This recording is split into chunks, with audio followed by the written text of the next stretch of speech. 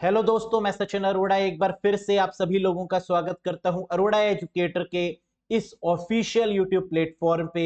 So I hope you all are doing great. आप सब बहुत बढ़िया होंगे, बहुत बढ़िया तरीके से एग्जाम की तैयारी कर रहे होंगे। आपके पास अभी भी लगभग 50 दिन का समय है और इस दिनों को आपको बहुत अच्छे से यूटिलाइज करना है, क्योंकि जिन भी कैंडिडेट्स ने कंप्यूटर को एडवांस लेवल तक कवर कर लिया वो यहां पर अपनी जॉब को 100% सिक्योर कर पाएगा। हम यहां पर बात करेंगे कंप्यूटर के क्वेश्चंस की, वही लेवल डिस्कस कर रहे हैं जो कि एग्जाम में पूछा जाता है। यहां पर हम लोग आज बेस्ट 25 क्वेश्चंस फिर से डिस्कस करेंगे, जैसे डे 1 में हम लोग ने डिस्कस किया। और डे 1 में काफी सारे कैंडिडेट्स ने जो हमने क्वेश्चन पूछा था उसका सही जवाब भी दिया है। तो आइए सबसे पहले जान लेते हैं किस तरीके के क्वेश्चन का लेवल होगा। क्या हमारी तैयारी अप टू दी मार्क है? क्या जो आप तैयारी कर रहे हैं वो बिल्कुल सही दिशा में जा रही है? इसको एक बार एनालिसिस करते हैं इन मॉक टेस्ट की मदद से, क्योंकि यहां से आपको बहुत सारे क्वेश्चंस एग्जाम में मिलने वाले हैं।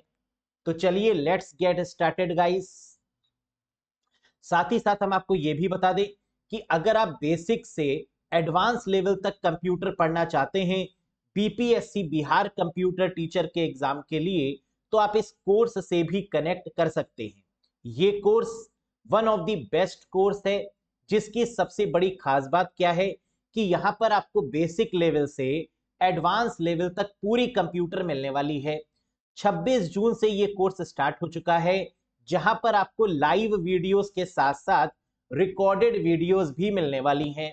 इसका मतलब डेली आपके साथ लाइव क्लासेस भी होंगी और डेली आपको उसमें रिकॉर्डेड वीडियोस भी मिलेगी, जिससे कि आप अपने एग्जाम से पहले और एग्जाम से बहुत पहले पूरे सिलेबस को कवर कर पाए, रिवीजन भी कर पाए और टेस्ट का मजा भी ले पाए। यानी कंप्यूटर की टेंशन अब आपको लेने की रिक्वायरमेंट नहीं है, क्योंकि आ चुका है ब्रह्मास्त्र वाला batch, that is BPSC complete computer teacher course.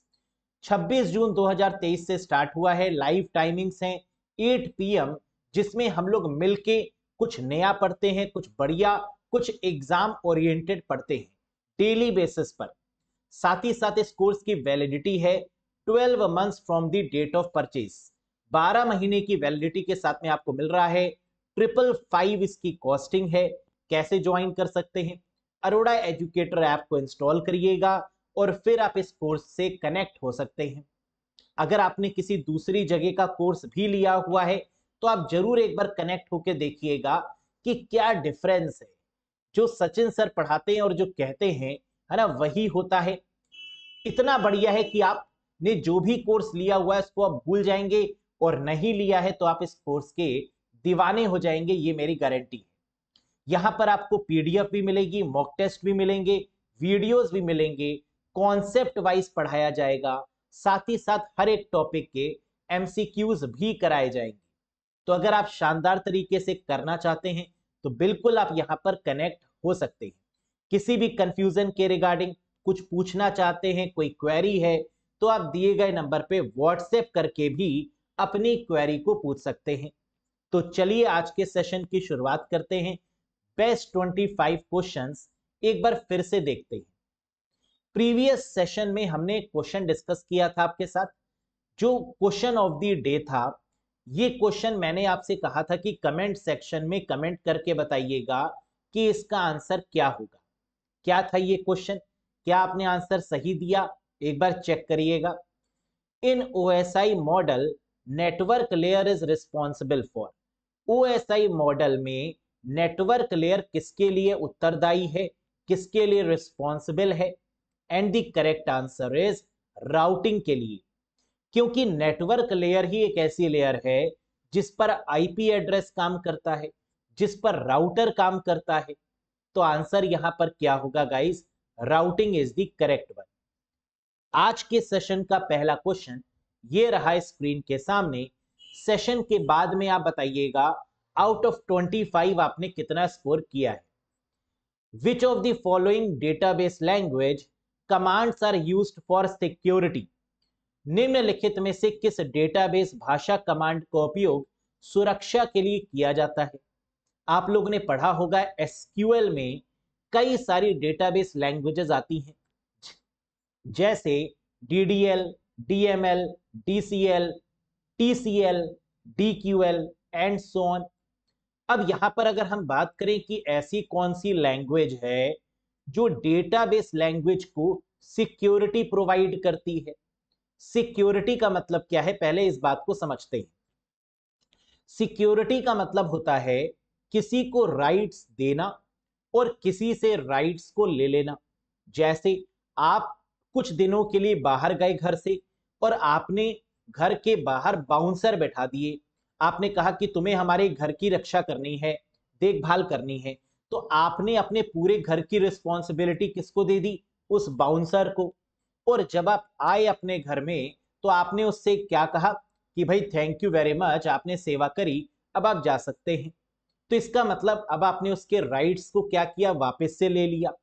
तो यहां पर हम सिक्योरिटी की बात करें तो बात हो रही है ग्रांट करने की और रिवोक करने की।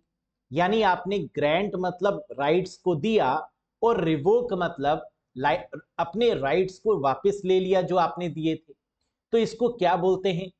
डेटा कंट्रोल लैंग्वेज बोलते हैं डेटाबेस के रिस्पेक्ट में। डेटा कंट्रोल लैंग्वेज में दो तरीके के कमांड आते हैं, एक ग्रांट है यानी राइट्स का देना, और एक है रिवोक यानी राइट्स को वापस ले लेना। That is called grant and revoke. समझ में आ गया? डेटाबेस में ये किस तरीके से काम करता है। जब हम डेटाबेस के एडमिन राइट्स किसी को देते हैं तो वो ग्रांट हो जाता है, और जब हम उसके एडमिन राइट्स को वापस मांग लेते हैं तो वो रिवोक हो जाता है। Very good. Next, where can you not specify CSS style rule. आप CSS शैली नियम कहां निर्दिष्ट नहीं कर सकते? CSS मतलब HTML, CSS और जावास्क्रिप्ट का यूज करते हैं वेबसाइट को डेवलप करने के लिए। CSS की फुल फॉर्म है कैस्केडिंग स्टाइल शीट। हम जानते हैं कि CSS बहुत फेमस है। सभी पेजेस में, सभी वेबसाइट के सभी पेजेस में एक साथ बदलाव करने के लिए, अगर हमें वेबसाइट के सभी वेब पेजेस में एक साथ कलर, फॉन्ट या फॉर्मेट करना होता है तो हम CSS का यूज करते हैं। और ज्यादातर जो सबसे बेस्ट CSS मानी जाती है वो एक्सटर्नल CSS होती है, एक्सटर्नल स्टाइल शीट होती है। हम ये भी जानते हैं कि CSS तीन तरीके की होती है, एक्सटर्नल, इंटरनल और इनलाइन। जहां पर डॉग टाइप ये हमारा CSS का प्रकार नहीं है, और यही पूछ रहा था क्वेश्चन में कि इनमें से कौन सा CSS का टाइप नहीं है। अगर हायरार्की की बात की जाए, प्रायोरिटी की बात की जाए, तो सबसे पहले हम प्रायोरिटी देते हैं एक्सटर्नल CSS को, एक्सटर्नल स्टाइल शीट को, फिर उसके बाद इंटरनल, और फिर उसके बाद अगर बहुत ज्यादा रिक्वायरमेंट हो तो इनलाइन CSS का भी यूज करते हैं, लेकिन अवॉइड करते हैं कि इनलाइन CSS का यूज ना किया जाए। Next question guys, in which of the following a piece of information is sent from one point to all other points during communication in a network। निम्नलिखित में से किसमें नेटवर्क में संचार के दौरान सूचना का एक टुकड़ा एक बिंदु से अन्य सभी बिंदुओं पर भेजा जाता है? बहुत आसान है। आप जानते हैं कि ये फीचर है ब्रॉडकास्टिंग का। ब्रॉडकास्ट का मतलब क्या होता है? One two many. जब आप किसी भी चीज को कई सारे लोगों तक पहुंचाते हैं तो उसे क्या बोलते हैं? ब्रॉडकास्ट बोलते हैं। जैसे फॉर एग्जाम्पल मैंने ये यूट्यूब पर वीडियो डाली, ये वीडियो क्या हो गई? ब्रॉडकास्ट हो गई, सभी लोग इस वीडियो को देख सकते हैं। मल्टीकास्ट क्या होता है?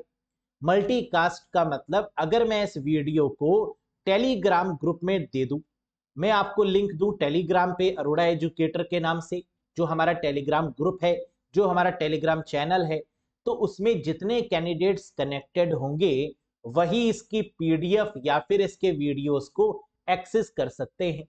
तो इसका मतलब कि जो टेलीग्राम हो गया वो मल्टीकास्ट हो गया, यूट्यूब जो हो गया वो क्या हो गया, ब्रॉडकास्ट हो गया। यूनिकास्ट क्या होता है, व्हाट इज यूनिकास्ट? 1-to-1, आपने मुझे व्हाट्सएप पर मैसेज किया और मैंने उस पर रिप्लाई किया, तो यानी व्हाट्सएप में जो पर्सनल चैट हो रही है वो क्या है, यूनिकास्टिंग है, मींस 1-to-1 कम्युनिकेशन है। समझ में आ गया? बहुत बढ़िया। अब आप कहेंगे कि सर ये तो समझ में आ गया, लेकिन मल्टीप्लेक्सिंग क्या होता है ये भी बता दीजिए। मल्टीप्लेक्सिंग का मतलब होता है कि जब हम किसी भी सिग्नल के थ्रू एक पर्सन मल्टीपल पर्संस तक अप्रोच करे। इसका मतलब क्या, जरा समझिएगा। when there is one input and maximum output, that is called multiplexing। जब इनपुट एक होता है और आउटपुट कई सारे होते हैं, है ना, तो उसको हम लोग क्या बोलते हैं guys, that is called multiplexing. याद रखिएगा इस बात को। इसका इस्तेमाल हम लोग कई जगह पर करते हैं। जैसे अगर आप किसी को टेलीफोन कर रहे हैं, किसी को आप मोबाइल पर बात कर रहे हैं, कई सारे सिग्नल्स में, टेलीफोन लाइंस में मल्टीप्लेक्सिंग टेक्नोलॉजी का इस्तेमाल किया जाता है। क्लियर है?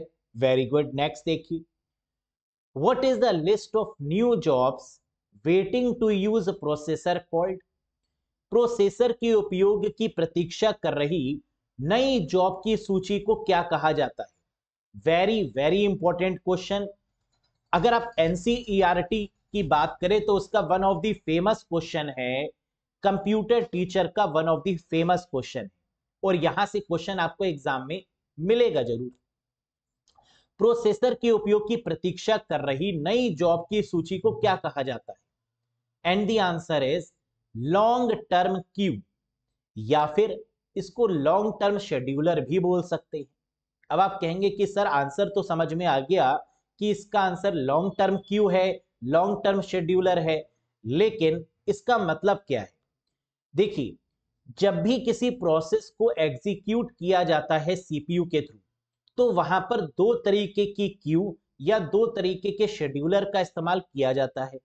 पहला शेड्यूलर है लॉन्ग टर्म शेड्यूलर, दूसरा शेड्यूलर है स्मॉल टर्म शेड्यूलर। दोनों का काम क्या है, आइए इसको डिटेल में समझते हैं। अगर हम बात करें लॉन्ग टर्म क्यू की या लॉन्ग टर्म शेड्यूलर की, तो इसका काम होता है हार्ड डिस्क में से किसी भी प्रोसेस को लेकर रेडी क्यू में रखना या रैम में रखने का काम लॉन्ग टर्म शेड्यूलर का होता है। लॉन्ग टर्म शेड्यूलर का काम क्या है, फिर से समझिए। हमारे जो प्रोसेस होते हैं वो हार्ड डिस्क में रहते हैं, वो सेकेंडरी मेमोरी में रहते हैं, और सेकेंडरी मेमोरी से उन प्रोसेस को रैम में या रेडी क्यू में लेकर आना, ये काम होता है लॉन्ग टर्म शेड्यूलर का। तो शॉर्ट टर्म शेड्यूलर का काम क्या होता है?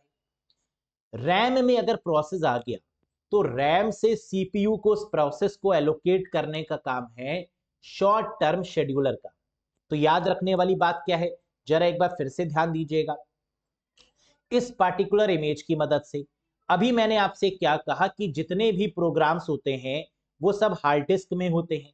हार्ड डिस्क से रैम में लेकर आना यानी रेडी क्यू में लेकर आना, ये लॉन्ग टर्म शेड्यूलर है, और रैम से सीपीयू को एलोकेट करने का काम शॉर्ट टर्म शेड्यूलर करता है ना, इस बात को याद रखिएगा।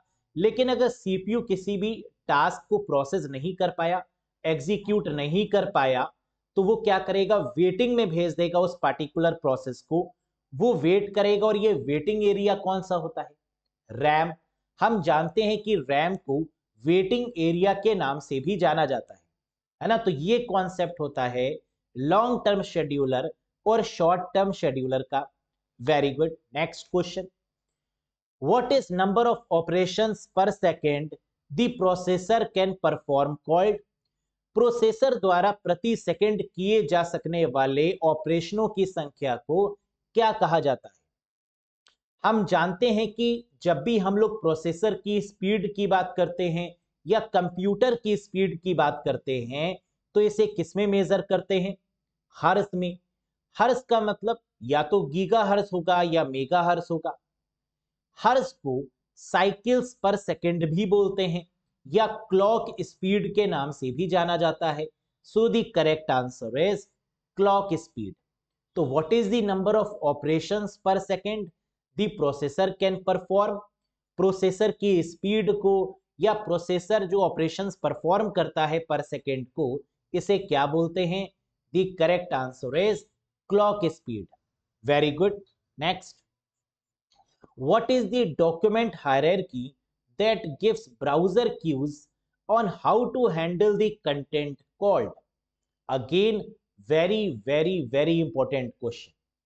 दस्तावेज पदानुक्रम क्या है जो ब्राउजर को सामग्री को संभालने के तरीके के बारे में संकेत देता है? हमें यहां पर क्वेश्चन में देखने को मिल रहा है ब्राउजर, और मिल रहा है ब्राउजर के कंटेंट को हैंडल करना. इसका मतलब क्या है जरा समझते हैं. ब्राउजर का मतलब होता है वेबसाइट. वेबसाइट किसकी मदद से बनाई जाती है? HTML, CSS और जावास्क्रिप्ट की मदद से. HTML में जब हम लोग कोडिंग करते हैं तो वहां पर कोडिंग का प्रोसेस क्या होता है?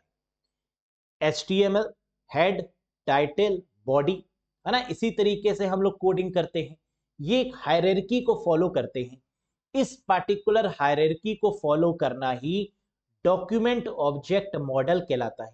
क्या कहलाता है? Document object model. यानी करेक्ट आंसर होगा डॉम. डॉम की मदद से ब्राउजर में हम कंटेंट को क्या करते हैं? हैंडल करते हैं. आइए एक बार देख लेते हैं. डॉम की फुल फॉर्म क्या है? याद रखिएगा, डॉक्यूमेंट ऑब्जेक्ट मॉडल, जहां पर हम लोग एक हायरार्की को डिसाइड करते हैं कि सबसे पहले HTML जो रूट एलिमेंट है, फिर हेड, फिर इसके बाद टाइटल, फिर इसके बाद बॉडी. ये पूरा सीक्वेंस फॉलो करना ही डॉक्यूमेंट ऑब्जेक्ट मॉडल कहलाता है. Very good. Next, which technique is employed in a telephone network. Telephone network में कौन सी तकनीक का इस्तेमाल किया जाता है? Fast packet switching, circuit switching, packet switching, routing. क्या होगा आंसर? करेक्ट आंसर है सर्किट स्विचिंग. टेलीफोन लाइंस में जो स्विचिंग टेक्निक यूज होती है वो कौन सी है? सर्किट स्विचिंग का यूज करते हैं.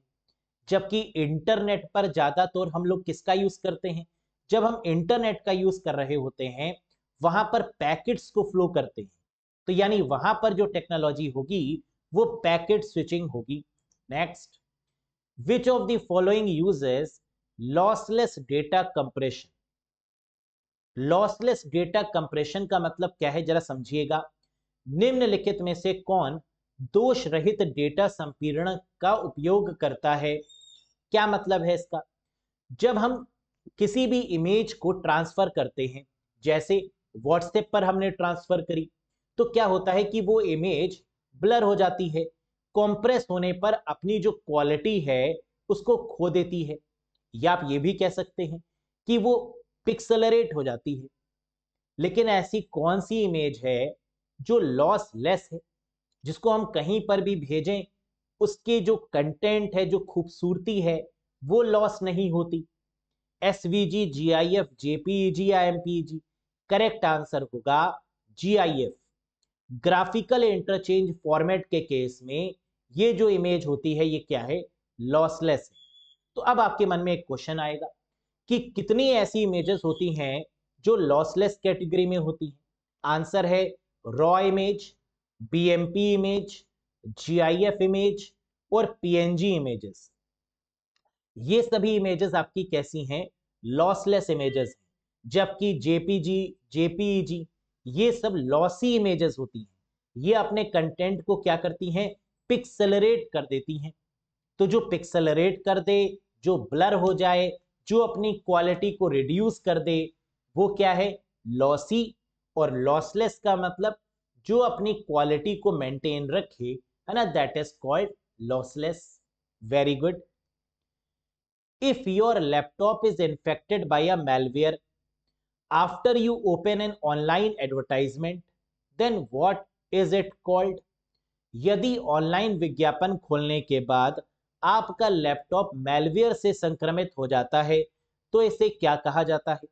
कई बार आप देखते हैं कि ऑनलाइन एड्स हमें देखने को मिलते हैं और जब हम उस पर क्लिक करते हैं तो वो कई बार मैलवेयर होते हैं, जिससे हमारा कंप्यूटर क्या होता है, इन्फेक्टेड हो जाता है।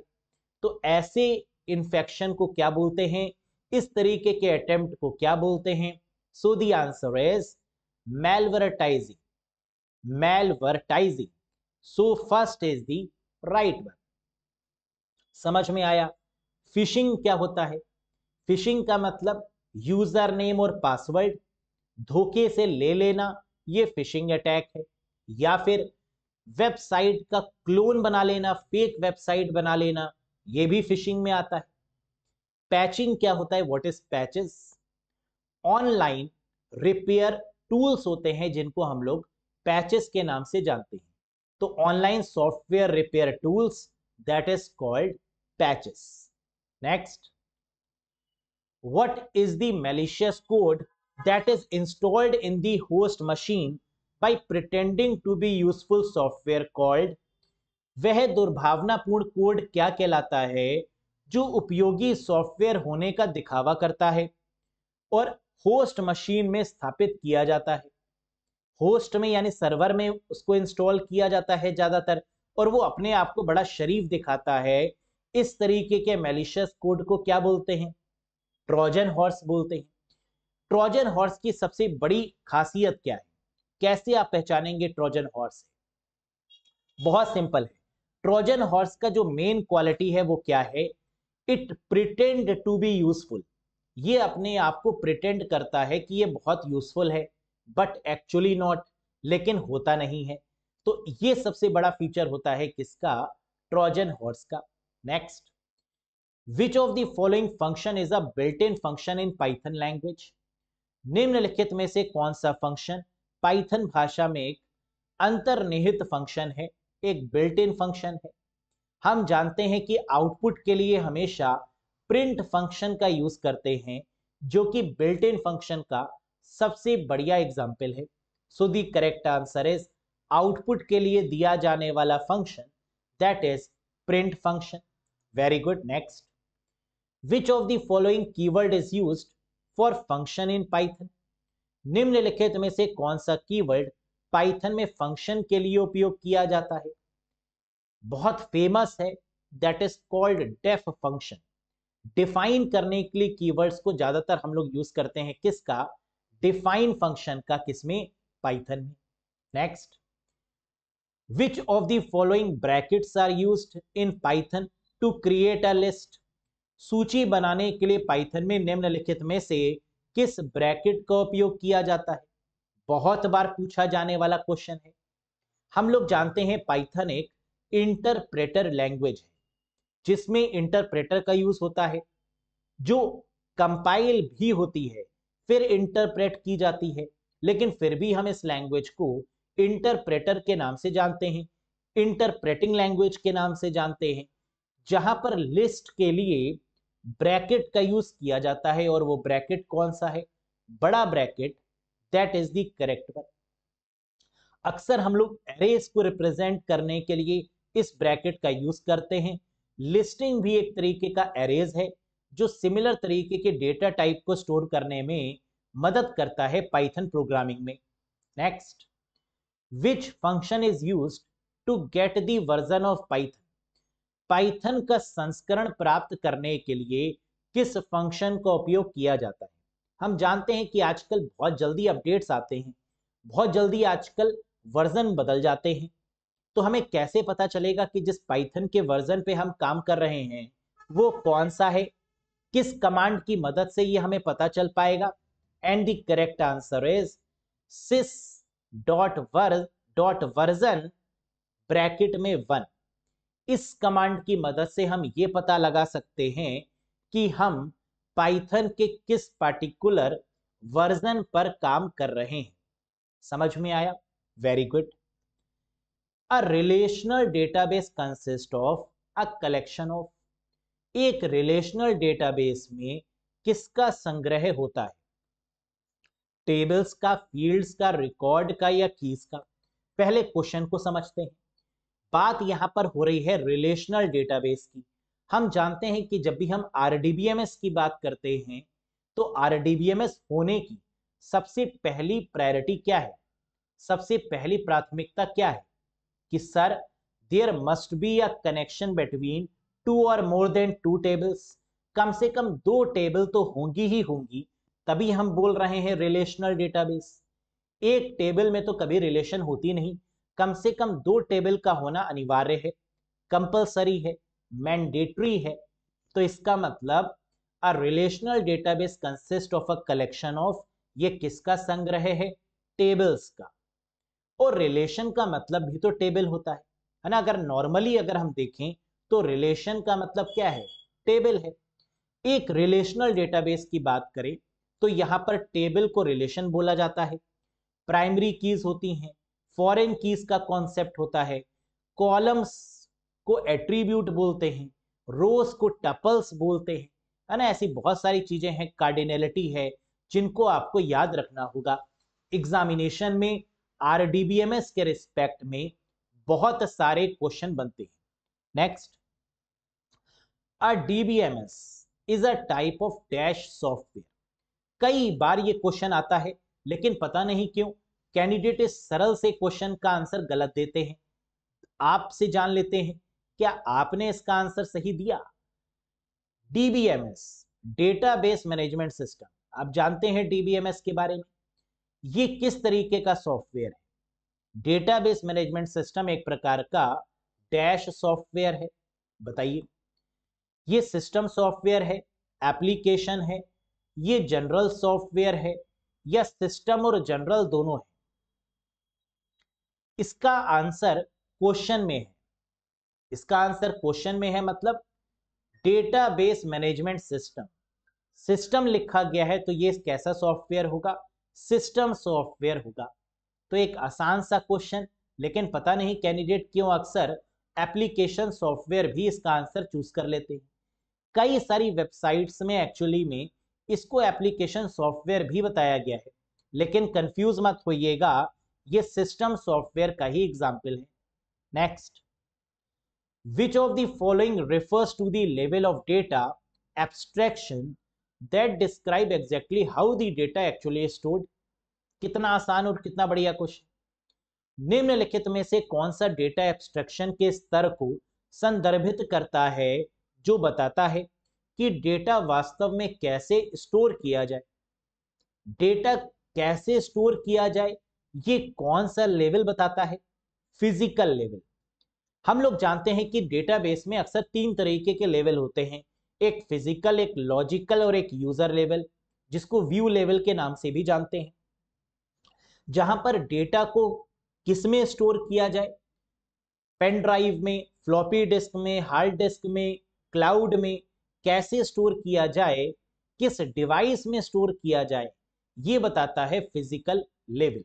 Very good. Next, which of the following command is used to save any transaction permanently into the database। किसी भी लेन देन को डेटाबेस में स्थायी रूप से स्टोर करने के लिए निम्नलिखित में से किस कमांड का उपयोग करते हैं। परमानेंट स्टोर करने के लिए, परमानेंट स्टोर का मतलब कि एक बार कमिटमेंट कर ली तो उसके बाद तो आप अपने आप की भी नहीं सुनते, है ना, ऐसा ही है ना। तो यानी इसका मतलब क्या है, कमिटमेंट। कमिटमेंट का मतलब कमिट। जब हम कमिट करते हैं तो हम किसी भी ट्रांजैक्शन को परमानेंट स्टोर करते हैं, और जब हम रोल बैक कर देते हैं, रोल बैक करने का मतलब कि वापस से उसकी प्रेजेंट कंडीशन में लेकर आना, कमिट का ठीक उल्टा, है ना, that is called roll back करना। Which of the following are TCL command. Database में बात करें तो यहां पर आपने डेटाबेस की लैंग्वेजेस के बारे में अभी देखा भी था, एसक्यूएल की अलग अलग लैंग्वेजेस, जहां पर एक बहुत इंपॉर्टेंट लैंग्वेज आती है टीसीएल, ट्रांजैक्शन कंट्रोल लैंग्वेज।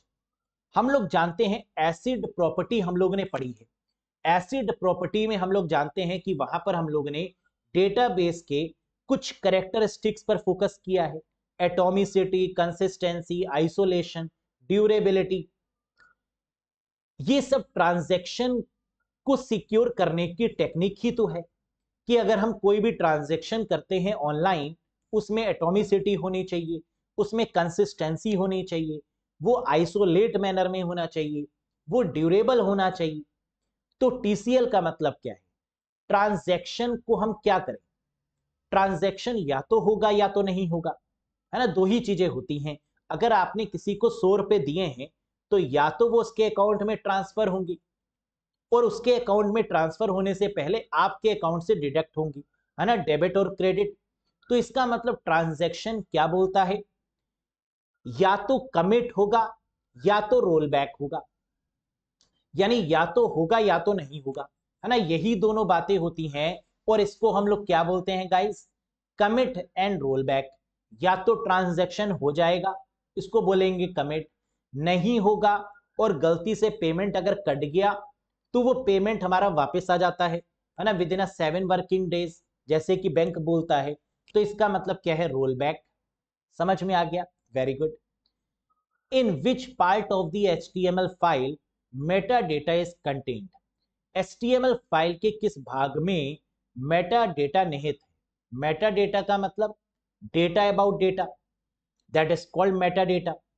जब हम DDL की बात करते हैं, डेटा डेफिनेशन लैंग्वेज की बात करते हैं, तो हम बात करते हैं किसकी? स्कीमा की। तो हम बात करते हैं डेटाबेस को क्रिएट करने की। तो हम बात करते हैं डेटाबेस में मेटा डेटा को मेंटेन करने की। तो मेटा डेटा के लिए किसका यूज किया जाता है? टाइटल का, हेड का, HTML का या बॉडी का? बिल्कुल सही, करेक्ट आंसर है हेड टैग का। जितने भी मेटा डेटा हैं, जैसे टाइटल, स्क्रिप्ट, स्टाइल, इन सब का इस्तेमाल हम लोग किस टैग में करते हैं? हेड टैग में करते हैं। इसलिए हेड टैग को मेटा डेटा के नाम से भी जाना जाता है HTML के रिस्पेक्ट में। Very good. Next question, MAC address is written in which format? हम लोग जानते हैं कि दो तरीके के एड्रेस होते हैं नेटवर्किंग में, एक IP एड्रेस होता है और एक मैक एड्रेस होता है। मैक एड्रेस जो कि NIC कार्ड के ऊपर लिखा होता है, नेटवर्क इंटरफेस कार्ड के ऊपर होता है, जिसे फिजिकल एड्रेस या ईथरनेट एड्रेस या बर्न्ड इन एड्रेस के नाम से भी जानते हैं, जिसको हम लोग बदल नहीं सकते, चेंज नहीं कर सकते, that is called MAC address. MAC address 48 bit का होता है ना, कितने बिट का होता है गाइस? 48 बिट का। और मैक एड्रेस किस फॉर्मेट में लिखा जाता है? तो करेक्ट आंसर है हेक्साडेसिमल फॉर्मेट में, यानी 4th is the correct one. कुछ इस तरीके का होता है आपका हेक्साडेसिमल फॉर्मेट में मैक एड्रेस, जिसमें स्टार्टिंग के 6 क्या बताते हैं? कि ऑर्गेनाइजेशनली यूनिक आइडेंटिफायर, ऑर्गेनाइजेशन का नाम, और लास्ट के जो 6 हैं वो क्या बताते हैं? NIC, network interface controller. Very good. Next, which of the following layer is responsible for syntax and semantics of data in OSI model? निम्नलिखित में से कौन सी परत OSI मॉडल में डेटा के सिंटैक्स और शब्दार्थ के लिए जिम्मेदार है, रिस्पॉन्सिबल है? सिंटैक्स और सिमेंटिक्स के लिए कौन सी लेयर रिस्पॉन्सिबल है? ट्रांसपोर्ट, सेशन, एप्लीकेशन या प्रेजेंटेशन? आप लोगों ने पढ़ा होगा कि जब भी हम बात करते हैं प्रेजेंटेशन की, जब भी हम बात करते हैं कॉम्प्रेस करने की, जब भी हम बात करते हैं इनक्रिप्ट करने की, डिक्रिप्ट करने की, इनक्रिप्शन, डिक्रिप्शन, ट्रांसलेशन, कॉम्प्रेशन या सिंटैक्स और सिमेंटिक्स, ये सभी प्रेजेंटेशन लेयर के काम है। So the correct answer is presentation layer. एक बार देख लीजिए, प्रेजेंटेशन लेयर जो कि 6th लेयर होती है OSI मॉडल में, ये क्या क्या काम करती है? ये ट्रांसलेट करती है, ये इनक्रिप्ट करती है, ये डिक्रिप्ट करती है, कॉम्प्रेस करती है डेटा को, और साथ ही साथ सिंटैक्स और सिमेंटिक्स पर भी काम करती है। Very good. Question number 24, cache memory works on the principle of? Cache memory किस सिद्धांत पर काम करती है? Locality of value, locality of reference, locality of word या none of the above?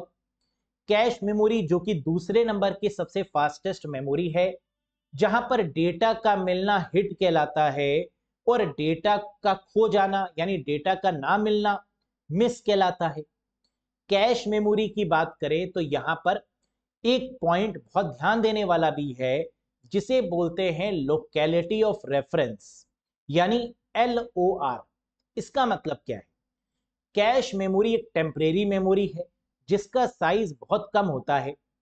Cache memory में डेटा तभी लाया जाता है जब उसकी आवश्यकता होती है, जब उसकी रिक्वायरमेंट होती है, और जब उसकी रिक्वायरमेंट नहीं है तो उस डेटा को रैम में रखा जाता है for the specific time period. इसी प्रिंसिपल को बोलते हैं लोकेलिटी ऑफ रेफरेंस, यानी जब डेटा की रिक्वायरमेंट हो तभी वो डेटा कैश मेमोरी में लेकर आए, अदरवाइज उसको कैश मेमोरी से हटा दें। This particular preference is called, this particular principle is called, this particular mechanism is called locality of reference. Very good. Next, which one of the following is a real time operating system? निम्नलिखित में से कौन सा एक real time operating system है? Real time operating system का मतलब जो समय पर काम करे। जैसे रोबोट है तो रोबोट क्या करता है? टाइम पर काम करता है ना। जब उसको इंस्ट्रक्शन दिए जाते हैं, जो इंस्ट्रक्शंस रोबोट में फीड कर दिए जाते हैं, वो उसी पर काम करता है, रियल टाइम पर। आपकी ATM मशीन भी रियल टाइम पर काम करती है, सैटेलाइट्स भी रियल टाइम पर काम करती है। तो इसका मतलब रियल टाइम ऑपरेटिंग सिस्टम कौन कौन से होते हैं? RT लाइनेक्स क्या रियल टाइम है? बिल्कुल है। लाइनेक्स आपका रियल टाइम नहीं है, लेकिन RT लाइनेक्स, जिसको रियल टाइम लाइनेक्स के नाम से भी जानते हैं, ये रियल टाइम है। VX वर्क्स ये भी रियल टाइम है। विंडोज C ये भी रियल टाइम है। तो आंसर क्या होगा? All of these. Real time Linux, VX works operating system, Windows C जो कि माइक्रोसॉफ्ट का है, ये सभी आपके रियल टाइम ऑपरेटिंग सिस्टम के एग्जांपल्स हैं। तो 25 क्वेश्चंस को हम लोगों ने देखा। आउट ऑफ 25 आपके कितने सही हुए? कमेंट सेक्शन में कमेंट करके बताइएगा। क्या इन सभी क्वेश्चन का कॉन्सेप्ट आपको समझ में आया? ये भी बताइएगा। किसी भी क्वेश्चन में कोई भी कंफ्यूजन हो तो आप कमेंट करके हमसे पूछ सकते हैं। साथ ही साथ आज का क्वेश्चन ऑफ द डे काफी इंपॉर्टेंट है, इसका आंसर आपको कमेंट बॉक्स में कमेंट करके देना होगा। ये क्वेश्चन क्या है, बहुत अच्छे से देखिए। विच of the following model put much more emphasis on testing? हम लोग जानते हैं सॉफ्टवेयर टेस्टिंग की बात करें, SDLC की बात करें, तो यहां से बहुत सारे क्वेश्चन आपको एग्जाम में मिलेंगे। ऐसा कौन सा SDLC में मॉडल है जिसका काम है टेस्टिंग करना? ऐसा कौन सा मॉडल है सॉफ्टवेयर डेवलपमेंट लाइफ साइकिल में जो टेस्टिंग पर फोकस करता है, जो टेस्टिंग पर एम्फसाइज करता है? Waterfall model, agile model, rapid action development model जिसको रैड मॉडल के नाम से भी जाना जाता है, या फिर वेरिफिकेशन एंड वैलिडेशन मॉडल जिसे VV मॉडल के नाम से भी जाना जाता है, that is verification and validation model. तो इनमें से ऐसा कौन सा मॉडल है जो पूरी तरीके से टेस्टिंग पर फोकस है ना? बताइएगा कमेंट बॉक्स में कमेंट करके। गूगल का इस्तेमाल मत करिएगा। समझ में आया? तो अगर सेशन आपको यहां पर पसंद आया हो तो एक बार लाइक करिएगा, चैनल पर नए हो तो सब्सक्राइब करिएगा, शेयर कर सकते हैं और अपने सभी फ्रेंड्स को भी इन्फॉर्म कर सकते हैं कि सबसे बेस्ट सेशन चल रहे हैं अरोड़ा एजुकेटर चैनल पर। कोर्स से भी आप कनेक्ट हो सकते हैं। अगर इन डेप्थ नॉलेज आप लेना चाहते हैं, आप चाहते हैं कि एग्जाम का लेवल कितना भी टफ क्यों ना हो, कितना भी टफ क्यों ना हो, हम यहां पर full out of full score करें या मैक्सिमम स्कोर करें कंप्यूटर में, तो इसके लिए जरूरी है कि बहुत बेहतर तरीके से कॉन्सेप्ट की नॉलेज आपके पास हो, सभी तरीके के MCQs आप लगा पाए, सभी टॉपिक को एग्जाम में आप कर पाए।